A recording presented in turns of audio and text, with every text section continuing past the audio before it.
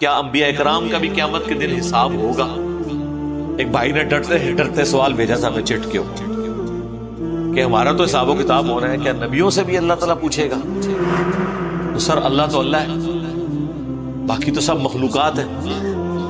تو اس میں آپ دیکھیں یہ وہ آیت پھر میں نے اس کے ثبوت میں پیش کی تھی۔ ویسے تو کئی ایک آیات ہیں، سورۃ المائدہ کا آخری رکوع پورا ہی عیسیٰ ابن مریم کی اور اللہ کی گفتگو ہے توحید کے حوالے سے، لیکن یہ سمجھ لیں جڑ جو ہے نا اس عقیدے کی قرآن میں اس آیت کے ساتھ فَلَنَسْأَلَنَّ الَّذِينَ أُرْسِلَ إِلَيْهِمْ، سو ہم ضرور پوچھیں گے ان سے جو بھیجے گئے تھے،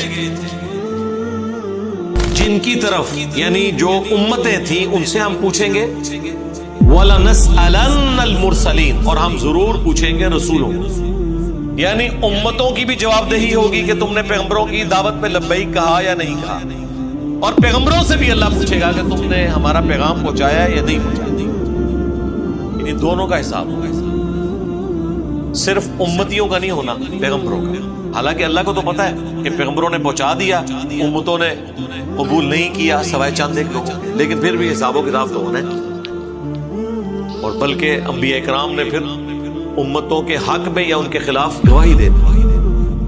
اسی کانٹیکسٹ میں وہ آیت ہے نا سورہ النساء کی آیت نمبر 41 جو بخاری و مسلم دونوں میں حدیث ہے، اس کانٹیکسٹ میں کہ عبداللہ ابن مسعود کہتے ہیں کہ نبی صلی اللہ علیہ وآلہ وسلم ممبر پہ تھے اور آپ نے مجھے اپنے قریب بلایا اور کہا عبداللہ آؤ ہمیں قرآن سناؤ۔ یہ حدیث بخاری میں بھی ہے، مسلم میں بھی۔ کہتے ہیں میں نے عرض کیا اللہ کے نبی علیہ السلام قرآن تو آپ پہ نازل ہوا ہے، میں آپ کو قرآن سناؤں؟ تو آپ نے فرمایا مجھے دوسروں سے قرآن سن کر لطف آتا ہے۔ تو عبداللہ ابن مسعود رضی اللہ تعالیٰ عنہ کہتے ہیں کہ میں نے سورۃ النساء کی تلاوت شروع کی۔ اب حضور علیہ السلام کا شوق دیکھیں، سورۃ النساء سٹارٹ ہوئی ہے اور آیت نمبر 41 تک پہنچ گئی ہے۔ جب یہ آیت آئی نا فَكَيْفَ إِذَا جِئْنَا مِن كُلِّ أُمَّةٍ بِشَهِيدٍ، وہ کیسی کیفیت ہوگی، وہ کیا حال ہوگا جب ہم ہر امت میں سے ایک گواہ کو اٹھائیں گے، یعنی وقت کے پیغمبر کو۔ وَجِئْنَا بِكَ عَلَىٰ هَٰؤُلَاءِ شَهِيدًا، اور اے نبی ہم تمہیں گواہ اٹھائیں گے ان کے اوپر، یعنی اپنی اس امت کے اوپر۔ ظاہر ہے اس وقت تو مشرکین عرب ان کے حوالے سے بحث پوری امت کے اوپر۔ تو وہ کہتے ہیں جب میں اس آیت پہ پہنچا نا تو نبی علیہ السلام نے کہا عبداللہ بس کرو بس کرو بس کرو۔ تو کہتے ہیں میں نے نگاہ اٹھا کے دیکھا تو اللہ کے نبی علیہ السلام کی آنکھوں سے آنسو رواں تھے کہ مجھے اپنی امت کے خلاف گواہی دینی۔ وقال الرسول یا رب ان قوم اتخذوا هذا القرآن مہجورا، رسول اللہ شکایت کریں گے کہ اے اللہ میری قوم نے قرآن کو پیٹ کے پیچھے ڈالا۔ اندازہ کریں نبی علیہ السلام کو یہ ٹینشن ہے کہ مجھے ان کے خلاف گواہی دینی ہے، جن کے خلاف گواہی ہے انہوں نے ٹینشن ہی کوئی نہیں، وہ پتہ کیا کہہ رہے ہیں جو کچھ بھی ہے تیرے محبوب کی امت سے ہے۔ جن کے اوپر ہمارا تکیہ ہے نا وہ تو پریشان ہے کہ میں نے ان کی شکایت لگانی ہے، اور امت یہ بے فکر ہے کہ جو کچھ بھی ہے اس کی امت سے ہے۔ جن کی امت سے ہے وہ پریشان ہے کہ مجھے تو شکایت لگانی ہے۔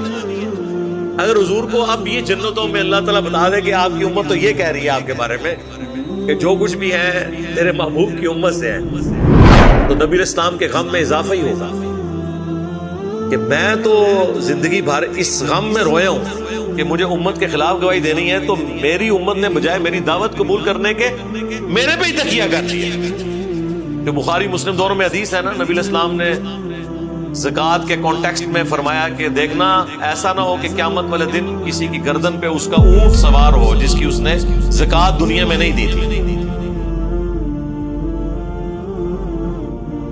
آپ نے فرمایا کہ کوئی شخص قیامت کے دن اس طرح نہ آئے کہ وہ اپنی گردن پر ایک ایسی بکری اٹھائے ہوئے ہو جو چلا رہی ہو اور وہ مجھ سے کہے کہ اے محمد صلی اللہ علیہ وسلم مجھے عذاب سے بچائیے، میں اسے یہ جواب دوں کہ تیرے لیے میں کچھ نہیں کر سکتا، میرا کام پہنچانا تھا سو میں نے پہنچا دیا، اسی طرح کوئی شخص اپنی گردن پر اونٹ لیے ہوئے قیامت کے دن نہ آئے کہ اونٹ چلا رہا ہو اور وہ خود مجھ سے فریاد کرے، اے محمد صلی اللہ علیہ وسلم مجھے بچائیے، اور میں یہ جواب دے دوں کہ تیرے لیے میں کچھ نہیں کر سکتا، میں نے تجھ کو خدا کا حکم زکوٰۃ پہنچا دیا تھا۔ صحیح بخاری حدیث نمبر 1402۔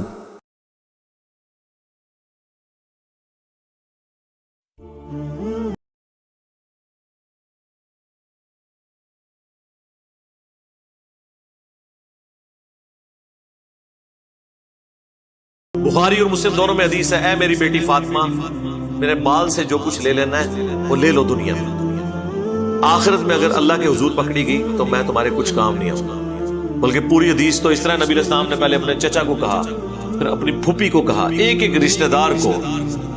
وہ سورہ الشعراء کی آیات نازل ہوئی نا کہ آپ اپنے قریبی رشتہ داروں کو ڈر سنائیے۔ رسول علیہ السلام نے کہا، اے نبی کے چچا عباس، میرے مال سے جو کچھ لینا ہے لے لے، اگر اللہ نے تجھے پکڑ لیا میں تیرے کچھ کام نہیں آؤں گا۔ اے اللہ کے نبی کی پھوپھی صفیہ، میرے مال سے جو کچھ لینا ہے وہ لے لے۔ ایک ایک کا نام لیا، اس کے اینڈ پہ آتا ہے کہ اے نبی کی بیٹی فاطمہ۔ سب سے جگری رشتہ یہی ہو سکتا تھا، جو کچھ لینا ہے لے لے، لیکن آخرت میں اگر اللہ نے پکڑ لیا میں تیرے کچھ کام نہیں آؤں۔ تو نبی علیہ السلام تو امت کو بتا گئے۔